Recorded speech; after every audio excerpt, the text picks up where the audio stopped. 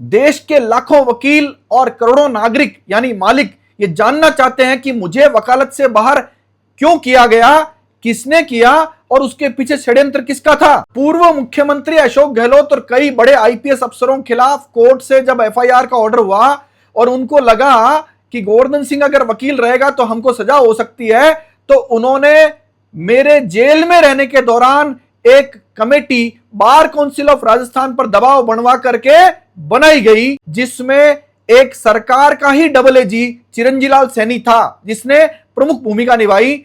इसके अलावा नवरंग चौधरी और तीसरा नाम है तेजकरण गहलोत। ये नाम मुझे दोबारा बोलने चाहिए, चिरंजी लाल सैनी, तेजकरण गहलोत, नवरंग चौधरी, इनकी कमेटी ने मुझे वकालत से बाहर किया और उसमें 4 आरोप थे। पहला आरोप यह था कि जब मैंने वकालत के लिए रजिस्ट्रेशन कराया तो उस समय मेरे खिलाफ दर्ज मामले या चल रहे मामले मैंने छुपाए, जबकि वास्तविकता यह है कि जो मैंने फॉर्म भरा था उसके कॉलम नंबर 13 में लिखा हुआ था, are there any pending criminal proceedings against you. मैंने जवाब में लिखा यस, नंबर 1 केस और number 2 case, because 2 cases were pending against me. इसके प्रमाण के रूप में बीकानेर के एसपी का एक पत्र मैं आपको दिखा रहा हूं, जिसके निष्कर्ष में एसपी बीकानेर ने लिखा है कि आवेदक यानी गोवर्धन सिंह के विरुद्ध दर्ज प्रकरणों में से केवल 2 प्रकरण न्यायालय जेल ट्रायल है, शेष सभी प्रकरणों में या तो एफआईआर लग चुकी है या आवेदक बरी हो चुका है। यह पत्र किसने लिखा?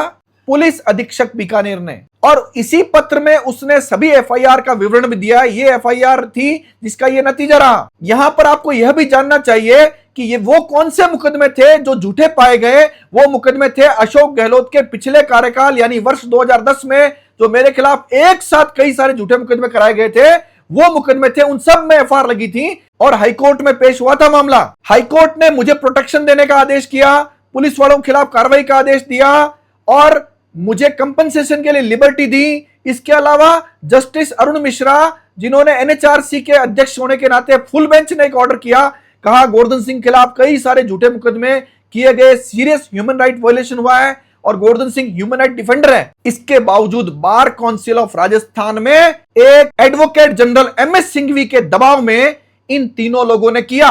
लेकिन आपको यहां यह भी जानना चाहिए, इन 3 वकीलों से पहले कमेटी में अजमेर के वकील साहब योगेंद्र सिंह जी थे। उनको चिरंजी लाल सैनी ने कहा कि अशोक गहलोत साहब चाहते हैं, तो उन्होंने कहा मैं ये नहीं कर सकता, आप मुझे हटा दीजिए।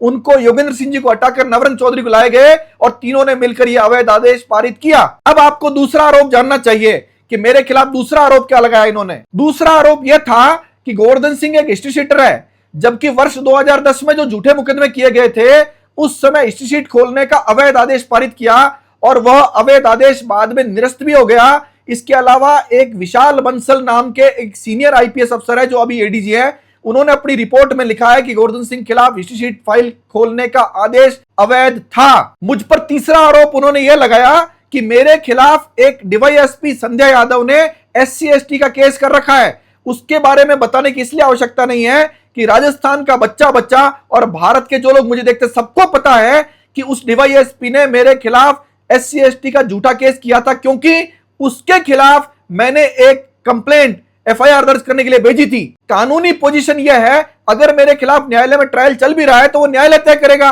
बार काउंसिल ऑफ राजस्थान कैसे तय कर सकता है। तो यह भी एक प्रमाण है कि इन लोगों ने षड्यंत्र रचा था। और चौथा जो सबसे बड़ा आरोप इनकी नजर में मेरे खिलाफ लगाया गया कि मैंने न्यायालय में एक कर्मचारी रिश्वत ले रहा था, उसको रिश्वत लेते हुए जो वीडियो था वो जनता को दिखा दिया। इन्होंने लिखा है कि ये जो रिश्वत लेते हैं कर्मचारी, ये तो बख्शिश होती है, टिप होती है, ये रिश्वत नहीं होती है। जबकि एंटी करप्शन ब्यूरो ने जांच के बाद यह पाया कि वेतन के अतिरिक्त कोई भी पैसा, कोई भी संपत्ति या कोई वैल्यूएबल प्रॉपर्टी कोई सरकारी कर्मचारी लेता है तो उसको रिश्वत कहते हैं। ये बड़े बड़े वकील सरकारों की चापलूसी करके डबल एजी तो बन गए, लेकिन इनको कानून आता नहीं है तो या आता है जानबूझ करके ये षड्यंत्र का हिस्सा बनते गए। मैंने प्रमाण सहित चारों आरोपों को जवाब दिया है। मैं आह्वान करता हूं राजस्थान के 1 लाख वकीलों से कि राजस्थान की बार काउंसिल में बैठे 25 वकीलों को जिनको आपने वोट दिया, उनसे सवाल करिए कि आपने एक वकील के साथ इतना बड़ा मजाक